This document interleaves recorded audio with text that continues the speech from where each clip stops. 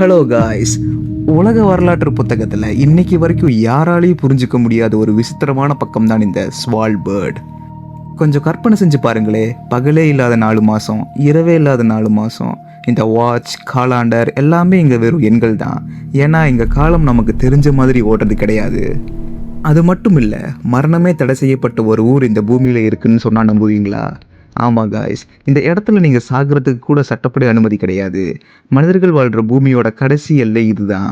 ஒரு உறைந்து போன கல்லறைகள்னு வர்ணிக்கப்படுற இந்த ஸ்வால்பர்ட் பற்றின பல திடுக்கிடும் ரகசியங்கள் தான் இன்றைக்கி நம்ம விரிவாக பார்க்க போகிறோம். வாங்க வீடியோக்குள்ளே போகலாம். சரி, முதல்ல இந்த ஸ்வால்பர்ட் தீவு எங்கே இருக்குன்னு கொஞ்சம் பார்ப்போம். உலக வரைபடத்தோட மிக உச்சியில், அதாவது வட துருவத்தை தோன்ற நார்த் போலுக்கும் மிக அருகாமையில் ஆர்டிக் பெருங்கடலுக்கு நடுவில் அமைஞ்சிருக்கும் இந்த குட்டி தீவு கூட்டம் தான் இது.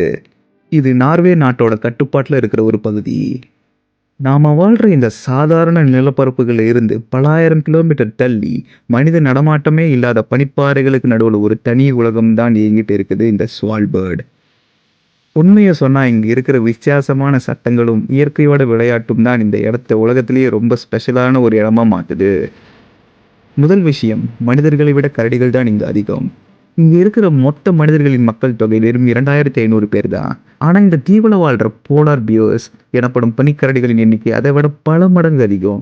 இதனால தான் இங்கே இருக்கிற மக்கள் துப்பாக்கி இல்லாமல் வீட்டை விட்டு வெளியே வர மாட்டாங்க. இது இங்கே ஒரு சட்டமாகவே அவங்க வச்சுருக்காங்க. இரண்டாவது விஷயம், மரணத்திற்கு தடை, த ஃபோர்பிடன் டு டை. இங்கேயும் யாரும் சாகக்கூடாதுன்னு சட்டம் வச்சுருக்காங்கன்னு தெரியுமா?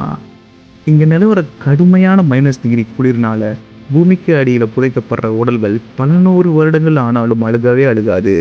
அப்படி அழுகாமல் இருக்கிற உடல்கள் இருந்து ஆபத்தான பழங்காலத்து வைரஸ் பரவ வாய்ப்பு இருக்குன்னு 1950லேயே இங்கே யாரும் சாகக்கூடாதுன்னு சட்டம் கொண்டு வந்துட்டாங்க.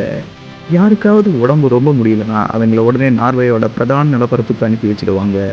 மூன்றாவது விஷயம், உலகத்தின் பாதுகாப்பணும், த குளோபல் சீட் வேலட். நாளைக்கு இந்த உலகத்தில் ஒரு பெரிய அணுவாயுத போரோ இல்லை விண்கல் மூடிச்சுன்னா ஒட்டுமொத்த மனித சமுதாயமும் தாவரங்களும் அழிச்சு போனால் என்ன ஆகும்? அப்படி ஒரு பேரழிவு நடந்தாலும் மனித இனம் மறுபடியும் உயிர் வாழ தேவையான லட்சக்கணக்கான தாவர விதைகளை இங்கே இருக்கிற ஒரு பிரம்மாண்டமான பனிப்பாறைக்கு அடியில் பதப்படுத்தி வச்சுருக்காங்க. அதை டூம்ஸ்டே வேலட் அல்லது உலகத்தின் பாதுகாப்புன்னு சொல்லுவாங்க. சரி, இங்கே இருக்கிறவங்களோட லைஃப் ஸ்டைல் எப்படி இருக்குன்னு கொஞ்சம் பார்ப்போம். குளிரும் பனிக்கரடி ஒரு பக்கம் இருந்தாலும் இவங்களோட அன்றாட வாழ்க்கை முறையே கொஞ்சம் விசித்திரமானதாக தான் இருக்கும். வீட்டுக்குள்ளே செருப்பு போடக்கூடாது, நோ ஷூஸ் இன்டோர்ஸ். இங்கே நீங்கள் எந்த வீட்டுக்குள்ளே போனாலும், ஏன் ஹோட்டல்களுக்கு போனாலும், ஆஃபீஸ், ஈவன் அங்கே இருக்கிற மியூசியத்துக்குள்ளே போனால் கூட வெளியே செருப்பு கழட்டி வச்சிடணும். ஏன்னா முன்னாடி இங்கே நிலக்கரி சுரங்கங்கள் அதிகமாக இருந்தது. அப்போது நிலக்கரி தூசி வீட்டுக்குள்ளே வரக்கூடாதுன்னு ஆரம்பிச்சு இந்த பழக்கம் இன்றைக்கி இங்கே ஒரு பெரிய கலாச்சாரமாகவே இங்கே ஃபாலோ பண்ணிக்கிட்டு இருக்காங்க. பூனைகளுக்கு தடை இங்கே.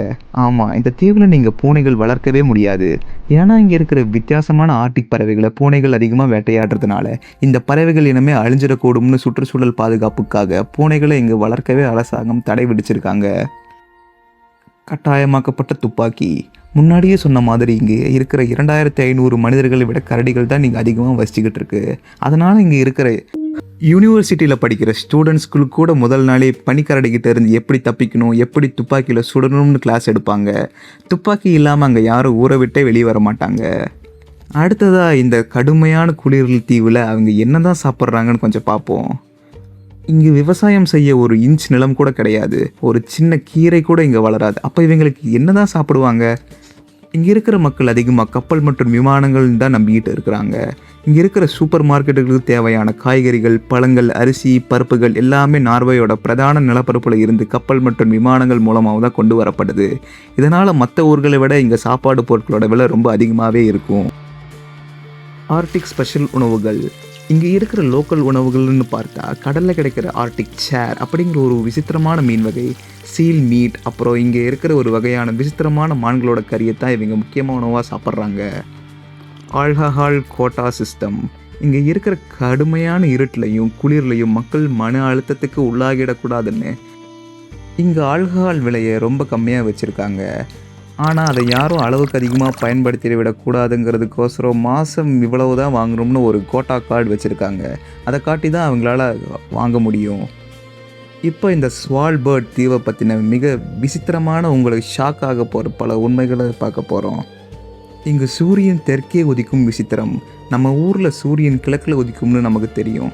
ஆனால் இந்த ஸ்வால்பர்ட் தீவோட புவியியல் அமைப்பு காரணமாக குளிர்காலம் முடிஞ்ச 4 மாதத்துக்கு அப்புறம் இங்கே முதல் சூரியன் வரும்போது அது கிழக்கில் உதிக்காது, தெற்கு திசையில் தான் உதிக்கும். இதை பார்க்க ரொம்ப விசித்திரமாக இருக்கும்.